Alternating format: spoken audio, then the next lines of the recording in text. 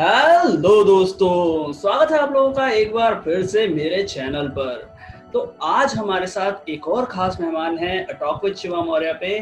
और ये जो हमारी मेहमान हैं भाई, इन्होंने एक ऐसा कारनामा कर दिखाया है लॉकडाउन में जो बड़े बड़े लोग यार ऐसे चलती फिरती दुनिया में नहीं कर पाए। इन्होंने अपना ट्रांसफॉर्मेशन किया है फैट टू फिट। तो इनका ये ट्रांसफॉर्मेशन कैसे हुआ, क्या है इनकी जर्नी, इस बारे में आज जानेंगे। तो चलिए सबसे पहले स्वागत करते हैं अनीता जी का।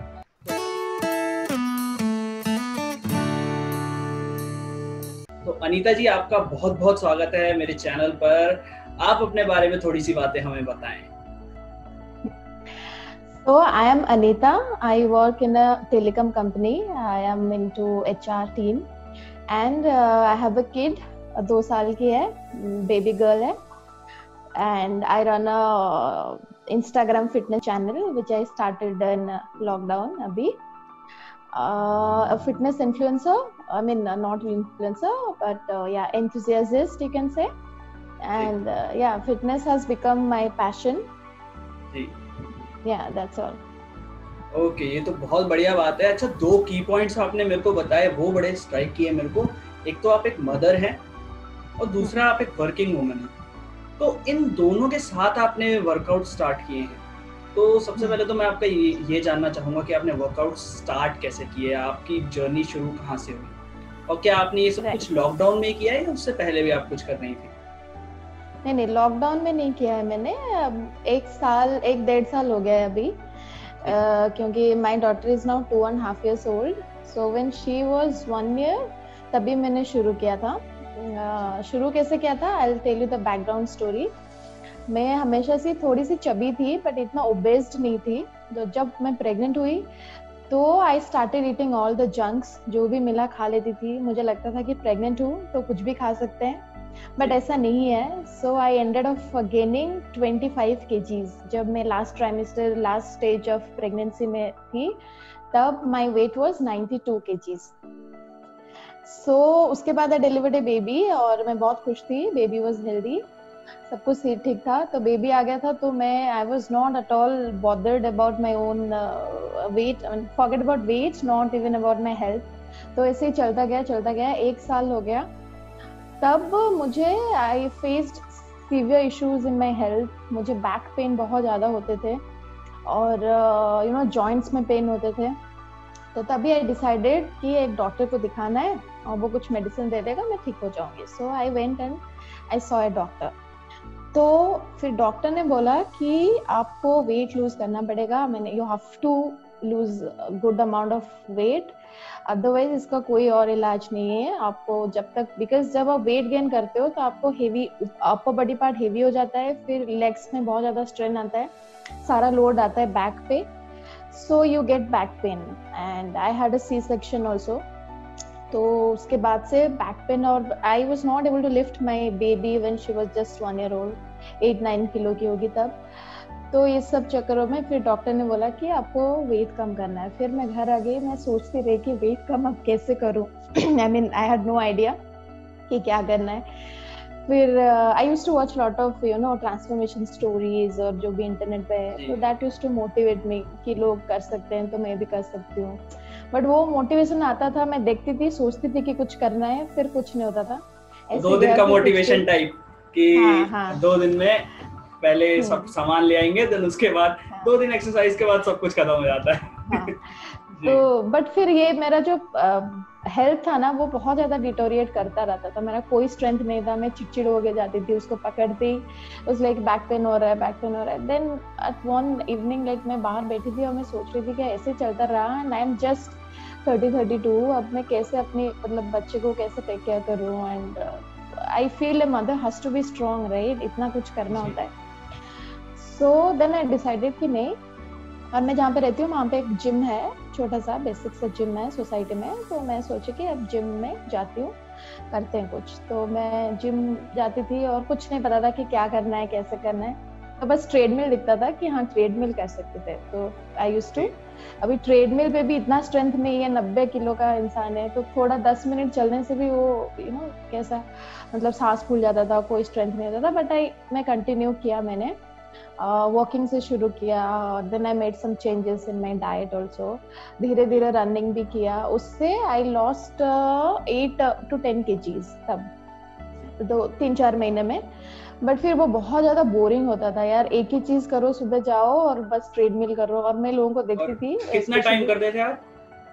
कितना टाइम मैं 30 जिम 1 घंटा करती थी, 30-35 ट्रेडमिल करती थी और थोड़ा 35 minutes, which is a lot बहुत, क्योंकि जिम्स में ये पोस्टर लगा रहता है कि 20 मिनट से ज्यादा 20 मिनट करना है। नहीं करना है। हमारे जिम में नहीं था, हमारे जिम में नहीं था, मुझे पता भी नहीं था कि क्या करूं, तब मुझे कुछ नहीं पता था कि क्या करना है। तो मुझे लगता था ट्रेडमिल में जितने देर करो कुछ तो कैलोरी बर्न हो रहा है।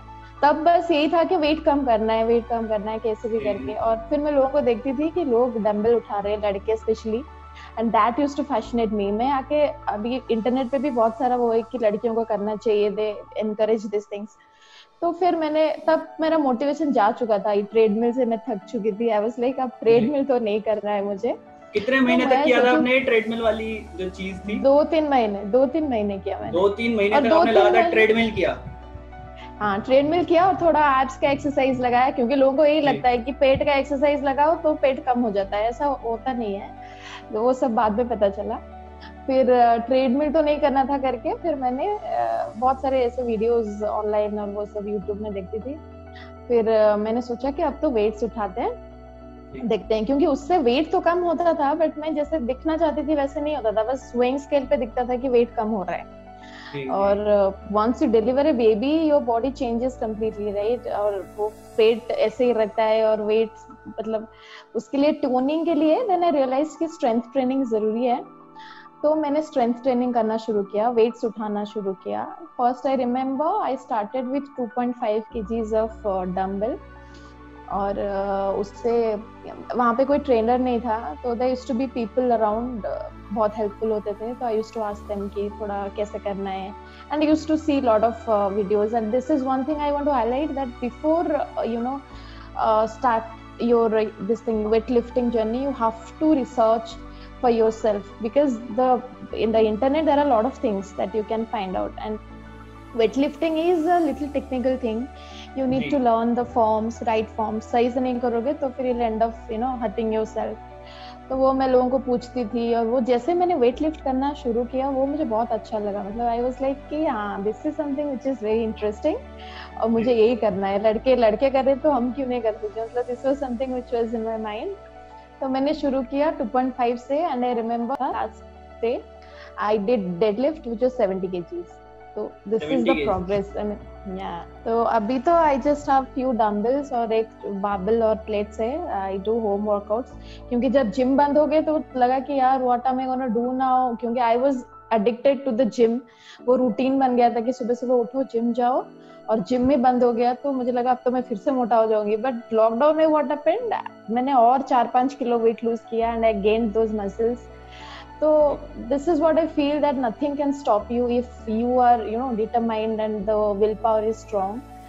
So I started working out at home, कुछ डंबल्स ऑर्डर किए और ऐसे अपना शुरू किया। फिर ऐसे ही चलता आ रहा है अब तो। अभी now I've started loving those home workouts. I don't want to, I'm not bothered कि जिम खुले नहीं खुले, बस थोड़ा थोड़ा वेट्स हर एक महीना कुछ कुछ ऐड करते रहना है और वर्कआउट कंटिन्यू करना है। बहुत बढ़िया मैम, कांग्रेचुलेशन। सबसे पहले आपने जो भी काम किया है लॉकडाउन में, और उससे पहले आप एक मदर थी, उसके बाद आपने ये जो है फैसला लिया। काफ़ी लोग नहीं ले पाते और अभी तक स्ट्रगल कर रहे हैं काफ़ी लोग।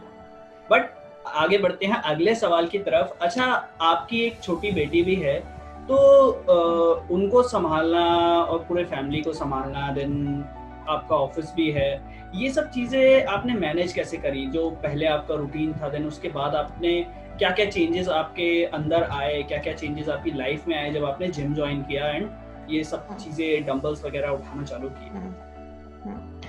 तो मैं पहले बताती हूँ मेरा लाइफस्टाइल कैसा था। हम लोग रात भर नेटफ्लिक्स देखते थे और खाते रहते थे आइसक्रीम दिस दैट, और लेट सोते थे क्योंकि मेरे बेबी को भी लेट उठने की आदत है, वो उठती है 8-9 o'clock। सो जब मैंने जिम जाने के बारे में सोचा तो only time option I had was the morning slot.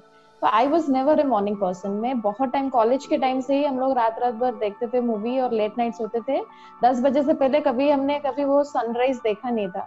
So thanks to fitness now I am a morning person. तो तभी सोचा मैंने कि अगर इस टाइम नहीं उठूंगी तो फिर इट्स नॉट पॉसिबल। अभी उसके बाद से तो काम शुरू हो जाते हैं, फिर बच्चा भी है तो पॉसिबल नहीं है। तो अलार्म लगाया मैंने, 5:30 में उठती थी and I used to go to the gym 7 to 7:30 gym करती थी। फिर उसके बाद फिर देन माय डे स्टार्ट्स, जैसे भी अपना रूटीन स्टार्ट होता है। सो ऐसा कुछ नहीं है कि आप नहीं कर सकते हो, आप अपना बहुत सारा टाइम है जो आप ऐसे you waste your time and you don't even realize. अगर मैं बहुत सारे लोग मुझे पूछते हैं कि कैसे मोटिवेशन लाए, कहाँ से टाइम कहाँ से लाए, बिजी है, कोई इतना बिजी नहीं है। If you really want to pull out some time for yourself, तो देयर इज टाइम। आपको ढूंढना है कि आपके पास कहाँ से कैसे टाइम आएगा। तो लाइक आप नेटफ्लिक्स करते हो, आप अपने दोस्तों के साथ घूमने जाते हो, मूवी देखते हो, खाना खाते हो, पार्टी करते हो, तो इतना टाइम तो आप 1 घंटा 45 minutes to 1 hour, and I'm not saying people are really crazy, they work out like 2-3 hours a day, it's not at all required.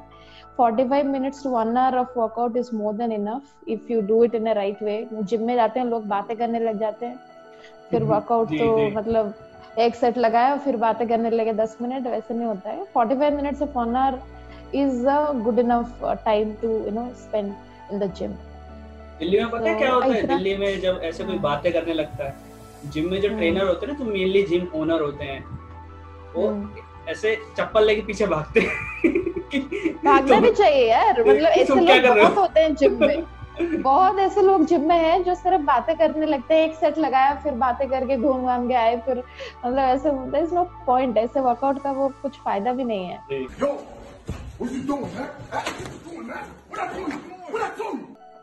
अच्छा, जब भी हम लोग जिम की बात करते हैं तो एक चीज आती है कि आप रेगुलर जिम जा रहे हैं तो रेगुलर आप डाइट भी करते हैं, और ये दो चीजें जब आ जाती हैं तो आपकी लाइफ में डिसिप्लिन भी बहुत आता है। तो आपने इस चीज को कैसे महसूस किया कि आपकी लाइफ में किस तरीके से पहले डिसिप्लिन नहीं था और आया? तो पहले क्या होता था, टाइम मैनेजमेंट कुछ नहीं होता था। मतलब काम इतना करते थे, हमें लगता था कि हमने इतना सारा काम कर लिया, क्योंकि टाइम मैनेजमेंट नहीं होता था। रूटीन एक प्रॉपर नहीं फॉलो होता था कि कब खाना है, कब वर्कआउट करना है, कब सोना है, कुछ अता पता नहीं। तो when you start following A proper routine, तो इट हेल्प्स, क्योंकि आपका टाइम उस हिसाब से आपका काम भी होता जाता है और आपको पता भी नहीं चलता है, एंड यू हैव टाइम। जब मैं वर्कआउट नहीं करती थी मेरे पास टाइम नहीं होता था, मुझे लगता था कि हाँ वो कुछ भी नहीं हुआ। जब मैं वर्कआउट करती हूँ, काम करती हूँ, इतना सब करती हूँ, फिर भी टाइम होता है, क्योंकि it's all about management, how you manage things. So ये फिटनेस तो एक मेरे अंदर वो चेंज लाया है कि I have become one organized person. I organize things. मैं पहले से ही सोच के रखती हूँ कि आज मुझे ये काम करना है, और मैं खाना भी बनाती हूँ अपना, वो तो पहले से ही आई लव कुकिंग। तो and when you are into fitness, तो आपको अपना मील खुद बनाना चाहिए, तभी पता चलेगा कि कितना आप खा रहे हो, क्या खा रहे हो। अच्छा, घर वालों की डाइट में कोई चेंज आया है? क्योंकि आप डाइटिंग कर रहे हो और आप ही घर में सब खाना वाना बनाते हो, तो उनकी डाइट में कोई चेंज आया? घर वालों के क्या, मेरे हस्बैंड के लाइफ में कोई चेंजेस नहीं आया। He is a lazy person, तो उनको नहीं पसंद है वर्कआउट करना और वो सब, और वो खाने की बहुत शौकीन है। बट हाँ, मैं भी इतना कुछ डाइटिंग नहीं करती हूँ। मैं भी मतलब आई ईट जो भी घर पे बनता है, नॉर्मल दाल चावल सब्जी, एंड आई ईट नॉनवेज। तो वर्कआउट जब करते हो तो प्रोटीन का ध्यान रखना चाहिए, तो I eat good amount of protein.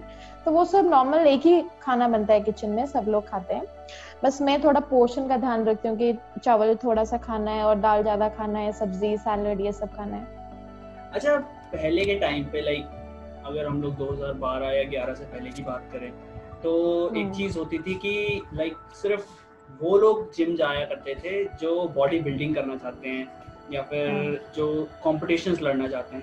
और फिर उसके बाद धीरे धीरे बॉयज जो हैं फिटनेस में आने लगे, टीनेजर्स भी जिम जाने लगे, देन उसके बाद फीमेल्स भी आई। तो आपको कैसे लगता है कि टाइम किस तरीके से चेंज हुआ और जिम्स की जो संख्या है वो बढ़ने से क्या फायदा हुआ है लोगों को? और यूट्यूब जो है उसने किस तरीके से लोगों की मदद करी है, क्योंकि अभी काफी सारे इंडियन यूट्यूबर्स भी हैं जो फिटनेस का जो है नॉलेज प्रमोट करते हैं जी। तो पहले लोग इतना फिटनेस में नहीं थे, मतलब जिम वगैरह नहीं जाते थे, but if you notice they were fit, क्योंकि वो लोग एक्टिविटीज बहुत ज्यादा करते थे। अभी जिस तरह के काम हम लोग करते हैं उसमें हमारा कोई मतलब फिजिकल एक्टिविटी नहीं होता है। इफ यू सी, हम लोग कार में ड्राइव करके ऑफिस जाते हैं, लैपटॉप के पास बैठ जाते हैं। पहले क्या होता था, पीपल वेर वो खेत में जाते थे, काम करते थे, साइकिलिंग करते थे, वो सब करते थे, तो उनका वर्कआउट वैसे भी हो जाता था जैसे हमारे इंडियन कल्चर में लोग काम करते हैं और जिस तरह का खाना वो खाते हैं। पहले घर का खाना ही खाते थे हम लोग, पिज्जा, बर्गर, सॉफ्ट ड्रिंक्स, पहले नहीं होता था ना वो सब, तो लोग फिट होते थे और जिम जाने की जरूरत नहीं पड़ती थी। और अभी ये हुआ है just because we have a very poor lifestyle, तो अभी fitness is should, I mean it's a must in our lifestyle. So gyms खुलने से यही है कि लोगों को थोड़ा मोटिवेशन मिल रहा है, जिम जाएंगे, थोड़ा म्यूजिक चलेगा, वहां पे लोग होंगे, एक्टिववेयर पहन के स्मार्ट दिखेंगे, तो वर्कआउट करेंगे। So I am not saying कि you have to go to the gym to stay fit, but you do something. अगर आपको वैसे बॉडी बिल्डिंग करना ही है तो जिम तो जाना ही पड़ेगा, वेट्स चाहिए आपको, मशीन्स चाहिए। But if you just want to be fit, you can go for running, you can do a lot of other activities, but the point is you have to be fit. आप अपने आप को मतलब fitness के लिए कितना time दे रहे हो और क्या कर रहे हो, that is something which is important. So हाँ, सो जो लोग प्रमोट कर रहे हैं फिटनेस को, they are doing a great job. I mean मैं भी किसी को देख के ही इंस्पायर हुई थी, and there are lot of people जिनको इंस्पिरेशन चाहिए। तो we have internet, we have knowledge everywhere, so but there is fraud in the internet also. There are people who say nonsense about fitness. 20 रुपए खर्चा करो, नींबू पानी पियो और उसमें वो डालो और आप पतले हो जाओगे। So ये वाली दवाई खा लो और वो खा लो, फैट बर्नर्स खा लो, ये कर लो, आप पतले हो जाओगे। there is no shortcuts, एक ही चीज है, आपको वर्कआउट करना है और आपको हेल्दी खाना है, दो चीजें। आपने कोई सप्लीमेंटेशन वगैरह लिया था, लाइक जैसे जब आप कर रहे थे तो जैसे वे प्रोटीन्स होते हैं एंड देन विटामिन्स वगैरह की टैबलेट्स वगैरह होती है, तो इस तरीके के कुछ सप्लीमेंट्स लिए थे आपने? नहीं, मुझे अभी तक नहीं लिया है मैंने, मतलब there is nothing against supplements, मैं भी आगे ले सकती हूँ या कुछ, अभी तक नहीं लिया है। और मैंने 25 किलो वेट कम किया है, तो ऐसा नहीं है कि आपको सप्लीमेंट्स के बिना वेट कम ही नहीं कर सकते, आपका स्ट्रेंथ ही नहीं बढ़ सकता है। When without supplement I could lift 70 kgs, when I am 60 I'm lifting more than my weight, and I'm doing all variations of push-ups, being a mother at the age of 33. So there is no need, you if you can afford it. There are a lot of people who cannot afford it. It is expensive. So there are a lot of people who cannot afford it, and one of my friend was telling me she wanted to lose weight, so she came across some nutritionist over Instagram. So उसने उसको ping किया, तो उसने उसको पहले ही इतना बड़ा लंबा चौड़ा वो बना, एक तो पैसा चार्ज किया और फिर उसके बाद लंबा चौड़ा उसको BCAA, pre workout, post workout, way protein, multivitamins, which was around 20,000-25,000 to invest. So I mean she was like how to lose weight I have to spend so much of money. I said no, you don't have to. Like there is nothing, I have spent a zero, I mean not a single penny, because मेरे gym में यहाँ society में free था तो मैं जाती थी। अगर आप जिम भी नहीं जाते हो, घर पे भी वर्कआउट करके पतला हो सकते हो, ऐसा कुछ नहीं कि you have to spend a huge amount of money just to see some results. So supplements are supplements for a reason, but now people are उसको अपने meal replacement की जगह ले रहे हैं, which is not good. You should have your meal, you should focus more on the natural food that we have. So protein is important, so make sure that your diet is protein rich. And if you want to spend some money in the supplements, and if you really want to try some supplements, you can go ahead and buy it. If you don't want to, and if you cannot spend such good amount of money, so you आप नहीं भी करोगे तो भी हो सकता है। मतलब स्ट्रेंथ गेम जो है वो माइंड गेम ज्यादा है, that's what I feel. So you have to train your mind. Will power strong है, आप रोज रोज करोगे वर्कआउट तो आज आप 5 किलो उठाए तो यू हैव ए गोल कि हाँ मुझे कल 7.5 का डंबल उठाना है, तो ऐसे ही आप you grow like that, right? So अच्छा, एक चीज और जो एक मिथ चलता है लड़कियों के बीच में कि अगर वेट उठाएंगे और अगर स्ट्रेंथ ट्रेनिंग करेंगे, रेजिस्टेंस ट्रेनिंग करेंगे किसी भी तरीके की, बेसिकली अगर डंबल्स उठाएंगे तो बल्की हो जाएंगे और लाइक डोले निकल आएंगे और मतलब एकदम लड़के जैसे दिखने लगेंगे। तो ये चीज पे आपका क्या कहना है? वही मैं सोचती हूँ कि लोगों को कैसे ऐसे चीजें, मतलब कहाँ से ऐसे इंफॉर्मेशन मिलती है। लड़के कितना, एक तो देयर इज हार्मोन जो हमें नहीं है, हमारा बॉडी नहीं बना है वैसे दिखने के लिए, तो ये कभी नहीं बनेगा, कभी भी नहीं। मतलब it's not that easy also. लड़के कितना करते हैं, 25-25 किलो के बाइसेप कर्ल्स करते हैं, फिर भी उनका बाइसेप्स निकलना मतलब इट्स एन अचीवमेंट। और हम लोग 5 किलो का डंबल से अगर बाइसेप्स निकल गया तो मतलब तो हो गया काम, ऐसा नहीं होता है। One thing strength training does is it gives strength to your body, it tones you, आपका बॉडी टोन होता है, और लीन मसल मास गेन होता है जिससे आप स्ट्रांग बनते हो, आप स्ट्रांग दिखते हो, right? So that is something. एक अभी हमारा वो हैशटैग चल रहा है that strong over skinny. So you I mean, being a girl, I don't want to look skinny, I want to look strong. So I mean that it will change your appearance overall. तो आपको कभी भी मतलब you will never feel guilty about lifting weights. And it fascinates यार, आपको motivate भी करता है। आपके पास एक गोल होता है कि आज मैंने 2.5 का किया, कल 5 करूंगी, कल 7.5. It's all about strength, right? So you are gaining good strength and you know, मैं बता रही थी आपको कि मेरा बैक पेन इतना सीवियर होता था and I started doing deadlift. I don't know the logic, I am not an expert, but उससे मेरा बैक इतना strong हो गया अभी deadlift करते करते। I don't see, I mean मेरे बहुत सारे friends हैं जो डिलीवर किया है जिनका सी सेक्शन होता है, उनका मीट है कि हाँ ये तो सी सेक्शन हुआ है मतलब बैक पेन लाइफ लॉन्ग रहेगा, सी सेक्शन हुआ है, सर्जरी हो गया है आपको तो आप तो कभी भी वेट नहीं उठा सकते हो। So these are all meats, you have to give it some time। जब आपका सी सेक्शन हुआ है and yes it's a major surgery, so recover करने के लिए आपको टाइम देना पड़ता है like 6 months। whenever your doctor says you that you are fit, you can go to the gym, you can absolutely start your journey। तो वैसा कुछ नहीं होता है, मतलब it's all in your mind।